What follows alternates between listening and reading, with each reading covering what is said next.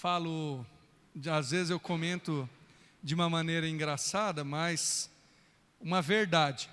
Algumas vezes nós cantamos músicas e não pensamos na profundidade ou no preço que é isso, né? Se a gente ora de fato, Senhor, me deixa cada dia mais e mais ao teu lado. Ah, quantas lutas vão vir para nós, né? Quantas dificuldades, mas a recompensa é maior do que as lutas. É isso que nos motiva, é isso que nos deixa feliz. Hoje eu quero compartilhar com os irmãos, quero convidar você a abrir a sua Bíblia em 2 Timóteo, no capítulo 4, verso 5. 2 Timóteo 4, 5. Em que o apóstolo Paulo fala 4 qualidades, 4 coisas a guardar que o Timóteo deveria ter. Tem um detalhe aqui, dentre várias coisas, é que provavelmente esta é a última epístola de Paulo que foi escrita, provavelmente, 2 Timóteo. Mas também, ele já está percebendo a sua morte. Ele fala, o tempo da minha partida está próximo, em 2 versos à frente, ou 3 versos à frente. Ele também fala que ele está para ser oferecido como sacrifício a Deus, que é uma linguagem da sua morte. O Paulo está sabendo disso. E o que falar para um discípulo tão amado como Timóteo, alguém que Paulo investiu parte da vida, o que falar para ele? Que vai continuar o ministério dele, que vai cuidar de igrejas que Paulo abriu. Talvez Timóteo estivesse ali naquela época cuidando da igreja de Éfeso. Tem muita coisa, aliás, né? As epístolas a Timóteo, especialmente a segunda, é de um amor e de um cuidado profundo.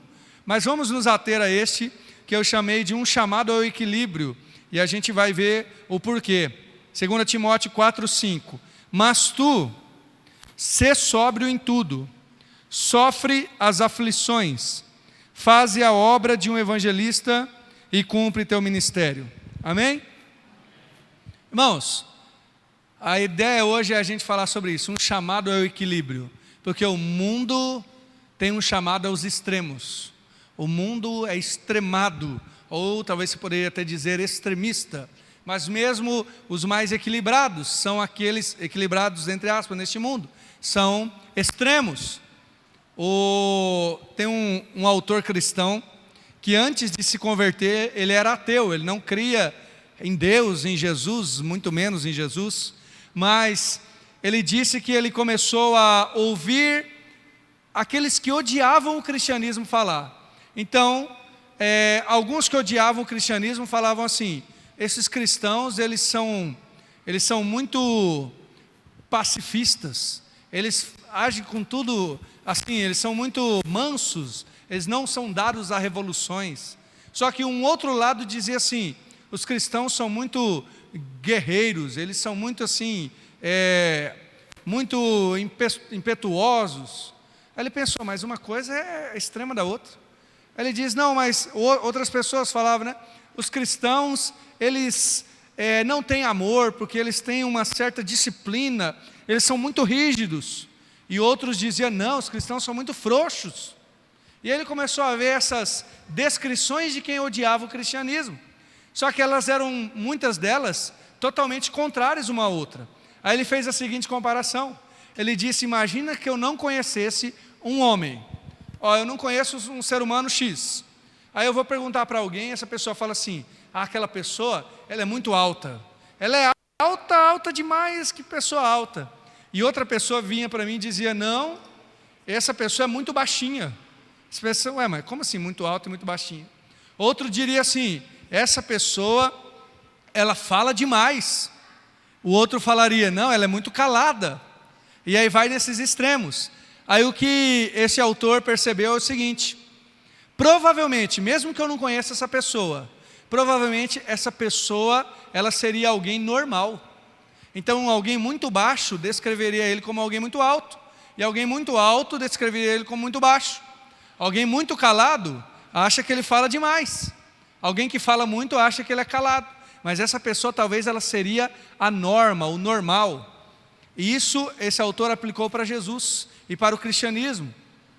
Quando a gente ouve dizer que o cristianismo é muito frouxo de um lado e outros acham que ele é muito rígido, talvez o cristianismo seja o equilíbrio. seja o trato correto. Alguns acham que o cristianismo é muito pacifista, outros que ele é muito guerreiro, vamos dizer assim, muito missionário, né? Que quer entrar em outras culturas. Quem sabe o cristianismo é a forma correta de enxergar a vida. Eu creio que nós temos esse chamado, irmãos, do equilíbrio. E equilíbrio aqui, você vai perceber que não é um chamado para ficarmos quietos. Um equilibrado não é aquele que aceita tudo. Que pode pisar na minha cabeça, não tem problema. Não, não é isso. Mas um equilibrado também não é aquele que corta a cabeça dos outros. Paulo tinha lembrado Timóteo disso, ou lembrou Timóteo, e nós vamos ver as 4 características de alguém que é equilibrado tal como Cristo foi. A primeira delas, que tem muito a ver com o equilíbrio, né, é a sobriedade. A sobriedade. Eu já começo percebendo 3 coisas disso, da sobriedade. Primeiro, ela é uma qualidade pessoal, porque Paulo fala a Timóteo, Timóteo, seja sóbrio em tudo. Algumas coisas são para a igreja, e a igreja tem que ser sóbria. Ou seja, ser alguém equilibrado, ser alguém que discerne o tempo em que vive. Mas a igreja é formada de eu e você. Ser sóbrio é um chamado pessoal, não é um chamado ao outro, é um chamado para mim. Outra coisa importante, ser sóbrio é um chamado para todo aquele que quer ser líder de algo. Em 1 Timóteo, no capítulo 3, no verso 2, fala das qualidades de ali fala bispo, né? Mas seria o líder de uma igreja. Ele tem que ser honesto, hospitaleiro, vigilante e sóbrio. Uma das qualidades dele é ser sóbrio. E se Paulo está falando isso ao líder, e agora está falando para Timóteo de novo, essa também é uma necessidade nos nossos tempos, pelo menos nos tempos de Timóteo. Porque quando a gente lê aqui 1 Timóteo, deixa eu achar aqui, 1 Timóteo, 2 Timóteo, perdão, capítulo 3, os versos de 1 a 5, nós não vamos ler todos, mas fala assim, olha, nos últimos dias vão vir tempos trabalhosos, vai ter homens que são amantes de si mesmos, avarentos, presunçosos, soberbos, blasfemos, e a lista de qualidades vai para frente. Aí você fala assim, mas os últimos dias quando que vai ser? Veja o verso 5, destes afasta-te. Portanto, aquele tempo já fazia parte do tempo de Timóteo. A sobriedade era uma necessidade para a igreja. Percebe? É uma qualidade pessoal, é uma qualidade que o líder precisa ter, aquele que trabalha no reino, e é uma necessidade para a igreja no tempo de Timóteo, e com certeza é uma necessidade para hoje. Porque nós ainda temos gente amante de si mesmo, avarento, presunçoso, soberbo e por aí vai. Mas o que é essa sobriedade? Em outra tradução, moderação, né? É a capacidade de discernir o que é correto. Sóbrio é aquele que consegue entender o que é correto. A palavra sóbrio, talvez você saiba, ele é o contrário de ébrio. O que é ébrio? É o bêbado. O bêbado, ele perde a sua capacidade de discernir as coisas, não é verdade? Ele não consegue andar direito, ele não consegue enxergar, ele ouve algo, às vezes ele fala mais do que deveria, ou quem sabe o bêbado fica irritado mais facilmente, ou alegre mais facilmente, porque ele não está no controle das suas faculdades. Esse é o ébrio. E sóbrio é exatamente o contrário disso.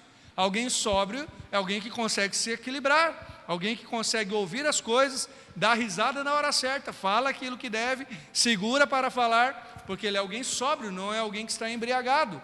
Mas o que isso quer dizer? Quando nós aplicamos isso à nossa vida, ao nosso caráter, não tem a ver só com não ficar bêbado, obviamente tem a ver, mas a sobriedade tem a ver com discernir o que é correto. É esse equilíbrio na vida que não deixa com que a gente se apegue a coisas que estão fora do reino de Deus. Irmãos, a sobriedade é uma qualidade tão necessária para o cristão, porque muitas vezes a gente como cristão se apega a bobeiras, a picuinhas, a coisas que nos levam para longe do Evangelho. E às vezes a gente acha que a gente está até defendendo o Evangelho, quando está defendendo uma caricatura de coisas do Evangelho. Perversões. É assim que nascem as seitas, por exemplo. Qualquer seita, qualquer religião derivada do cristianismo, né, que perverte o cristianismo, sempre tem esse ar de, não, estamos defendendo o que é correto. e talvez esteja coando o mosquito e engolindo o camelo, como Jesus diz aos fariseus. Isso é não ser sóbrio. Quer ver qualidades da sobriedade? Eu anotei algumas coisas. 1 Tessalonicenses, caso você queira abrir, acompanhar comigo, capítulo 5. 1 Tessalonicenses, capítulo 5, os versos 6 e o 8. Não durmamos, pois, como os demais, mas vigiemos e sejamos sóbrios. Verso 8. Mas nós que somos do dia, sejamos sóbrios, vestindo-nos da couraça da fé e do amor, tendo por capacete a esperança da salvação. Uma qualidade do sóbrio, sabe o que é? Nesse contexto de Tessalonicenses, aguardar a vinda de Jesus. Isso é sobriedade. O mundo vai dizer que a gente é extremo, mas é porque o mundo não é normal. Lembra daquela primeira ilustração do homem que era descrito de maneiras diferentes? Ser sóbrio é aguardar a vinda de Jesus, é ter a certeza e colocar no seu coração que Jesus vem. Outra característica da sobriedade, Efésios 5,18. Conhece? Não vos embriagueis com o vinho em que há contenda, mas enchei-vos do Espírito. Aqui a gente entende por comparação ou por oposição. Enquanto o ébrio está embriagado com o vinho, o sóbrio está cheio do Espírito. E o que o Espírito faz aqui? O Espírito cria um ambiente de amor, porque é cheios do Espírito Santo que a gente vai se sujeitar um ao outro, que o marido vai tratar corretamente a esposa o marido. Estou no contexto de Efésios capítulo 5 aqui. Alguém sóbrio é alguém cheio do Espírito Santo, e alguém que cria ao redor de si um ambiente de amor, porque está cheio do Espírito. Talvez poderíamos aplicar lá Gálatas 5,22, do fruto do Espírito. Isso é sobriedade, aguardar a vinda de Jesus e viver num ambiente amoroso. Outra coisa da sobriedade, 1 Pedro 4,7. Deixa eu achar 1 Pedro aqui, que está mais para o final da Bíblia. O irmão achou ali primeiro do que eu, né? Já está próximo o fim de todas as coisas.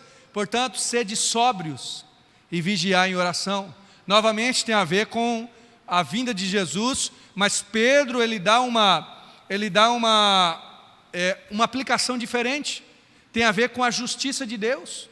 A pessoa que é sóbria, ela percebe que o mundo vai ser julgado, e ela sabe que a justiça de Deus não é brincadeira, que poderá recair sobre nós. Aliás, é nesse texto de 1 Pedro que é dito que o julgamento começa pela casa de Deus. Alguém sóbrio entende isso, que pelo fato de a gente estar aqui na igreja, se a gente está na igreja escondendo os nossos pecados, o julgamento vai começar pela gente, viu, irmãos? E não por quem está lá fora. Começa pela casa de Deus. Alguém sóbrio entende isso. Percebe? Isso é característica da sobriedade, de discernir os tempos. Eu poderia dizer que sobriedade, então, é manter a confiança em Deus. Manter a confiança em Deus. Eu digo só mais uma coisa sobre sobriedade. Paulo fala a Timóteo, Timóteo, seja sóbrio em tudo. Até porque, convenhamos, não dá para ser sóbrio só em alguma coisa, né? Talvez você fale assim, mas olha, eu não me embriaguei com vinho, mas me embriaguei com outra coisa. Já não é mais sóbrio, né? Eu não perdi a consciência por causa da bebida, mas por causa de um outro entorpecente. Já não é sobriedade. A sobriedade tem a ver com ser sóbrio em tudo. E se a gente for ler a carta de Timóteo, não vamos fazer isso, toda ela hoje, né? Mas ela fala de algumas sobriedades importantes. 2 Timóteo 2:22, vou ver quem é mais rápido, eu aqui ou o Reinaldo colocando ali. Foge das paixões da mocidade, segue a justiça, a fé, o amor, a paz com os que com coração puro invocam o nome do Senhor. Isso é sobriedade, fugir das paixões da mocidade. O 3:10, tu porém tens seguido a minha doutrina, modo de viver, intenção, fé, longanimidade, amor, paciência. Eu sei que é muita coisa aqui, muita detalhe, mas é só para os irmãos entenderem. Isso é sobriedade. O que é sobriedade, então?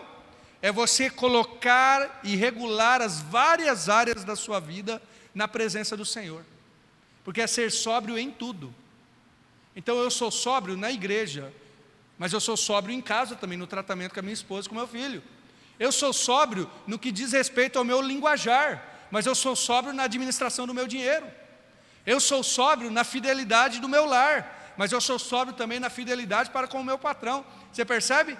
Sobriedade tem que ser em tudo, senão não é sobriedade.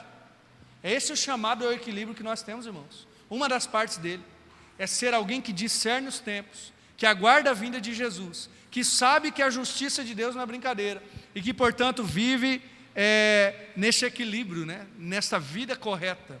Por quê? Porque ama o Senhor, porque busca o Senhor. A pergunta que não quer calar, né? Você é sóbrio?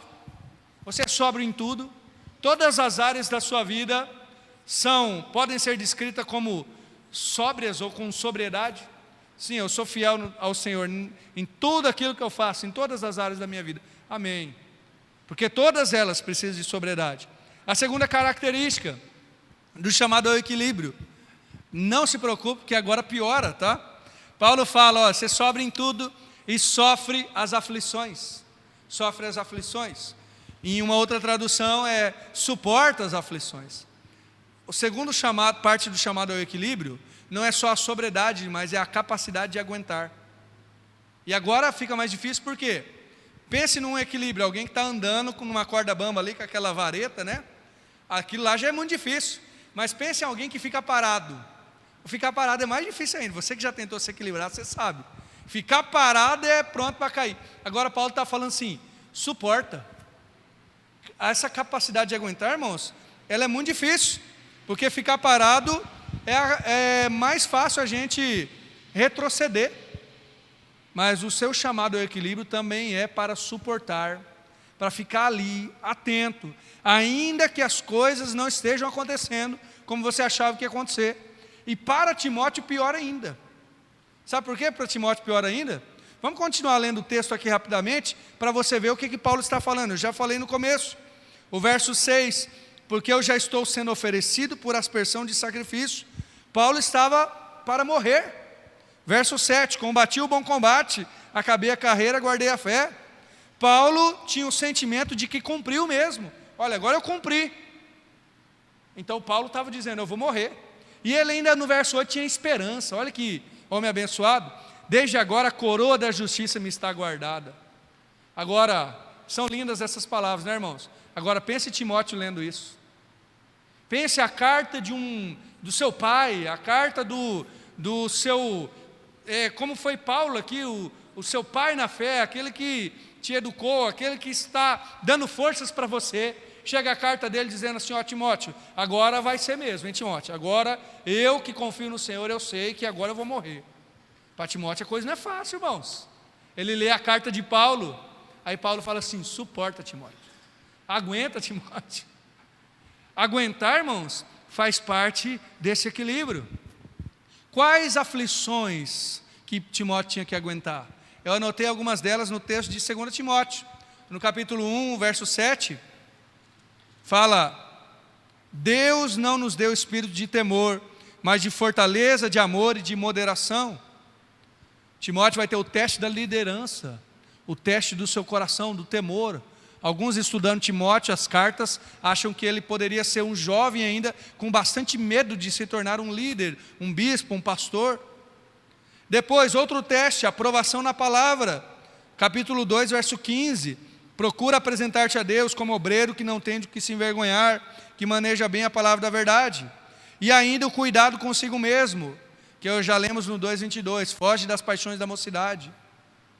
Timóteo tinha que suportar isso, o temor no coração dele. Ouvindo de Paulo, Deus não nos deu espírito de temor, mas de fortaleza, de amor. Timóteo tinha que suportar pregando a palavra. Paulo também vai dizer a Timóteo, pregue a palavra, enche a tempo e fora de tempo, redargue-as, repreendas e exorte, com toda a doutrina. Timóteo tinha que perseverar na palavra, isso é suportar a aflição, irmãos. Mas veja bem, isso é viver uma vida equilibrada. Quando você suporta as aflições, quando mesmo que esteja difícil, você faz tal como Paulo falou a Timóteo, faz isso, Timóteo, suporta as aflições como um bom soldado de Cristo. Você está sendo alguém que está se tornando mais parecido com Jesus. Essa é a ideia do equilíbrio. Suportar as aflições, permanecer firme, nos faz alguém mais equilibrado, mais centrado. Sabe por quê? Porque para suportar as aflições, aí eu vou te dar um exemplo. Quando eu era criança, eu ia treinar futebol. Tinha um sonho de jogar futebol. Não sei se eu já falei para os irmãos que eu tinha um sonho de jogar futebol. O meu problema foi o problema do coração, senão eu ia ser o Neymar. Não sei se isso é um bom exemplo ou não, mas enfim, né? E aí eu ia treinar no futebol lá em Diamante do Norte, e tinha o seu Chico, que era o treinador. E um dos treinos era você ficar com uma perna só. Você já tentou ficar com uma perna só? Agora é fácil para mim. Mas quando você tem 5, 6 anos é difícil. Aí o seu Chico pegava uma bola, não sei quem já treinou futebol sabe disso. Ele pegava uma bola e ele falava assim, essa bola é mágica. E a gente acreditava ainda, ó, a bola mágica do seu Chico. E ele botava a bola assim e ele falava assim, olha, vocês vão se equilibrar e agora vão olhar para a bola. E a gente conseguia ficar equilibrado. Não sei se você já tentou, se você está meio desequilibrado, ficar com o pé só, olhando para a bola mágica do seu Chico. Quer dizer, por quê? Porque você olha para um ponto só.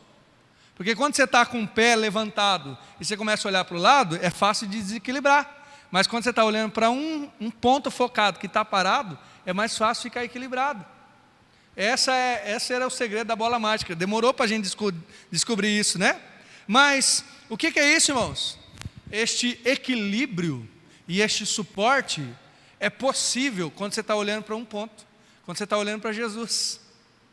É possível suportar as aflições e continuar firme, equilibrado, quando você está olhando para Jesus. Agora é impossível suportar as aflições quando você está olhando para todos os lados, todos os ventos batendo, e você olha para tudo que é lado. Aí é fácil cair, é fácil se desequilibrar. Enfim, por que Timóteo teria que suportar as aflições, irmãos? Porque eu quero que você guarde isso no seu coração. Homens de Deus não nascem prontos, eles são forjados na fornalha. Quando Timóteo suportasse a aflição, Timóteo estaria sendo preparado para o ministério que Deus deu a ele. É isso que suportar a aflição faz conosco. Este tornar-se equilibrado, tornar-se alguém aprovado por Deus, é ser forjado na fornalha. Este caminho de suportar as aflições já foi trilhado por Jesus. Foi trilhado por Paulo também, obviamente. Compartilhado, né, por Paulo quando diz a Timóteo, sofre comigo as aflições como bom soldado. Aliás, irmãos, suportar as aflições é dom de Deus, você sabia disso? Filipenses 1:29 fala assim, a vocês foi concedido não somente crer em Cristo, como também padecer por Ele. Olha, está no nosso telão. É uma honra crer em Cristo? Sim, mas a palavra está dizendo que é uma honra crer e padecer por Cristo. Suportar as aflições é também um dom de Deus para nós. E sem contar que haverá recompensa eterna. 2 Timóteo, no capítulo 2, verso 11, fala, esta é uma palavra fiel. Se nós sofrermos com Ele, morrermos com Ele, né, com Ele viveremos. Se com Ele sofrermos, com Ele reinaremos. Percebe? O que a aflição produz, irmãos? Produz gente aprovada, gente equilibrada. A aflição produz gente parecida com Jesus. E a aflição produz para nós glória eterna. Se sofrermos com Ele reinaremos. Se morrermos com Ele, né, com Jesus, com Ele viveremos. Vamos para frente. Terceira coisa, faze a obra de um evangelista. Sabe o que é isso? Compartilha o evangelho. E aqui temos duas possibilidades, ou duas aplicações. Pode ser um chamado específico a Timóteo. Pode ser que ele seja um evangelista. Mas também é um chamado a todo mundo. Pode ser que você tenha o dom do evangelismo. Talvez você já tenha conhecido alguém com dom de evangelismo. O evangelista que tem o dom é aquela pessoa que ele sai na rua e ele já está falando de Jesus. Na verdade, tem gente que é evangelista, que eu brinco até que incomoda os outros, mas de um jeito bom. Mas não é porque você não tem um dom que você não vai fazer a obra de um evangelista. Porque o que é a obra de um evangelista, irmãos? É aquele que compartilha do evangelho. E aqui, de um modo bastante simples, compartilhar do evangelho é testemunhar. De que jeito? A gente testemunha com a nossa boca e testemunha com a nossa vida. A gente prega o evangelho e a gente vive o evangelho. Mas o que vem primeiro? O que é mais importante? As duas coisas, irmãos. As duas coisas são importantes. O que vem primeiro? A primeira oportunidade. Você chegou num local e a pessoa diz assim, ei, o que é esse negócio de ser crente mesmo? Prega o evangelho, fala verbalmente. Agora você chegou no local, tudo fechado. Na maior parte das vezes nos trabalhos isso acontece, não é? Está fechado o evangelho. Seu patrão não quer saber se você é crente, se você quer perguntar para ele se ele quer aceitar Jesus. Aí o que você faz? Você vive o evangelho, não é verdade? eu tive essa oportunidade e tenho tido nas escolas, né? Como professor. Na verdade, eu tive 2 tipos de oportunidade. Eu já fiz trabalho como capelão, como pastor que vai lá, e aí se estão abrindo a porta para mim como pastor, com um tempo específico, é para pregar o evangelho mesmo. Já fiz apelo em escola, mas como professor, eu não posso chegar na aula e falar assim: gente, nós não vamos ter aula de filosofia não, hoje a aula é sobre Jesus morreu na cruz. Eu não posso fazer isso, senão eu posso ser denunciado. Mas o que eu tenho que fazer? Viver o evangelho. E sempre alguém pergunta alguma coisa que abre um caminho, né? Essa é a oportunidade. Cumprir a obra de um evangelista, irmãos, é testemunhar com as ferramentas que lhe foram dadas. Qual ferramenta Deus te deu? É a sua vida? Amém. É a abertura para pregar? Amém. Qual ferramenta? Que Deus possa usar você naquilo que lhe cabe. E vamos para o final? Cumpre o teu ministério. Também tem a ver com equilíbrio, irmãos. Sabe por quê? Porque, primeiro, existe algo para eu cumprir, para eu completar. Se eu sou salvo pelo Senhor, ainda assim eu não fui arrebatado, então eu estou aqui, eu ainda tenho uma missão a fazer. A palavra cumpre aqui tem a ver com completa. Você ainda não está completo, então faça o seu ministério inteiro, complete ele. Está vendo? Tem a ver com equilíbrio, de fato, com fazer aquilo que você deve fazer. Mas tem um outro detalhe aqui, tão importante quanto. Paulo está falando a Timóteo: cumpre o teu ministério, Timóteo. Você não vai cumprir o ministério do Tito, você não vai cumprir o ministério do Filemão, ou de qualquer outro personagem bíblico. Você vai cumprir o que Deus te deu. Essa é a questão.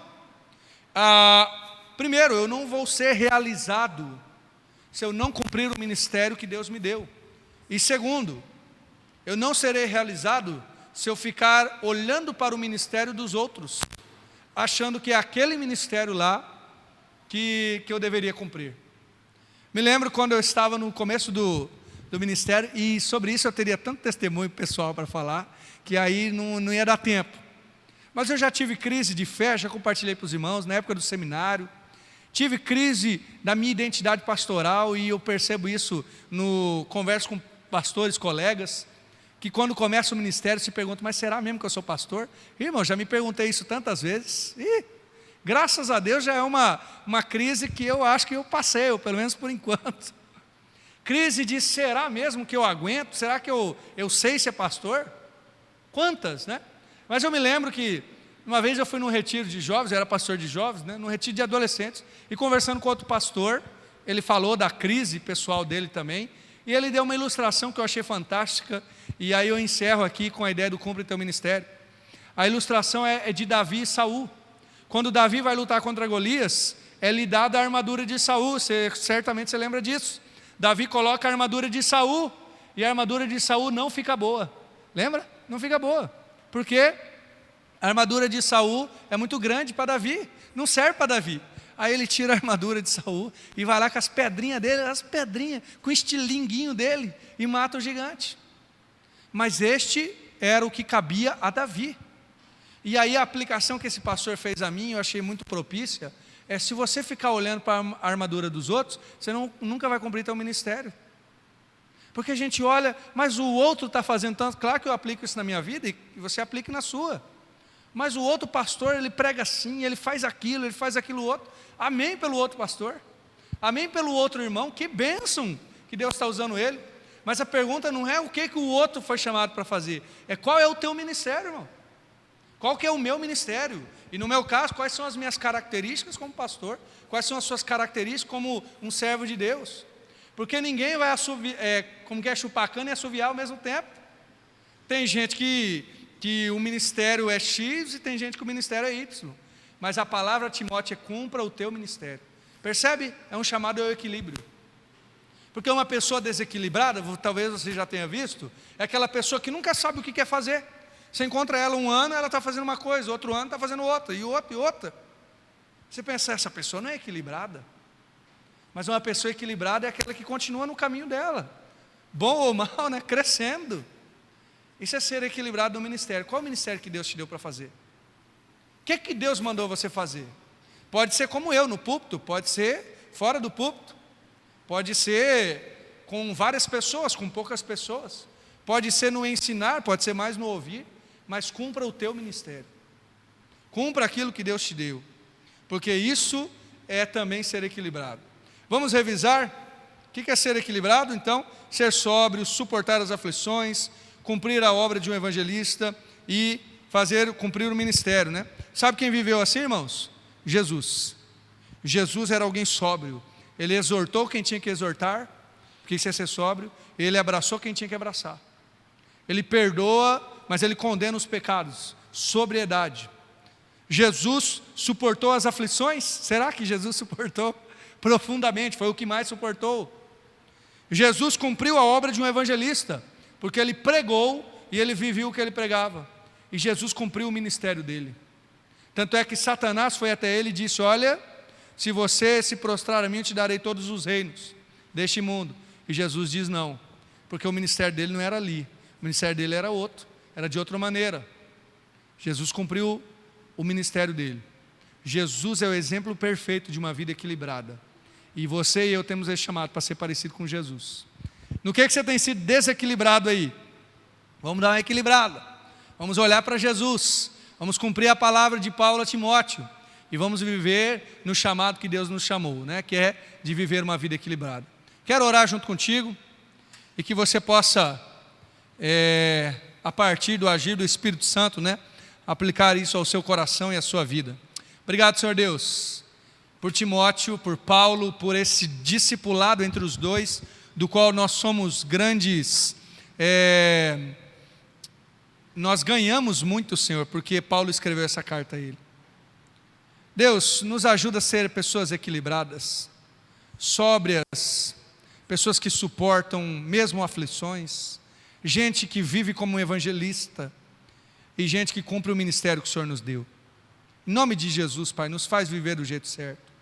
Aquilo que temos levado para um lado ou para o outro, que a gente possa se focar no Senhor, em Jesus. Ainda que o mundo grite outras coisas, ainda que mesmo o nosso coração deseje outras coisas, que a gente fuja das paixões da mocidade. Em nome de Jesus, nos ajuda a olhar para o Senhor e cumprir esse chamado conforme a vontade do Senhor. Que o nosso ministério seja cumprido conforme o Senhor nos deu, e que a gente possa viver segundo a Tua vontade, Senhor. Oramos também, colocando aqui as nossas aflições, as nossas angústias, também as nossas gratidões ao Senhor.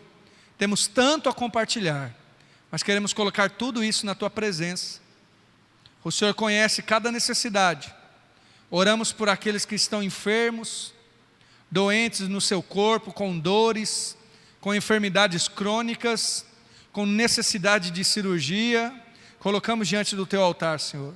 O Senhor conhece, o Senhor é bom, o Senhor conhece tudo que necessitamos.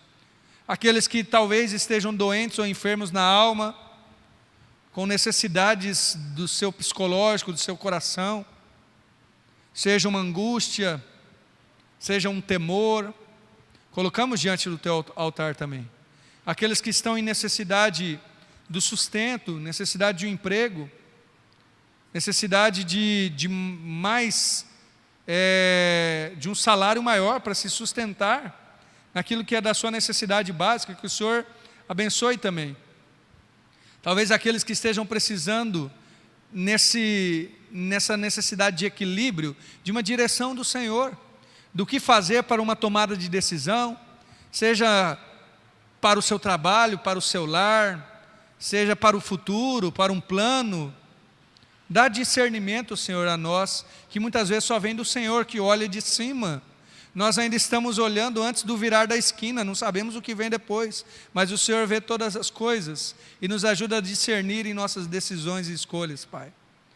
Aqueles que estão precisando também de uma palavra Sua, de um conforto, um consolo, a algo que está doendo, que o Senhor também possa trazer do Teu consolo.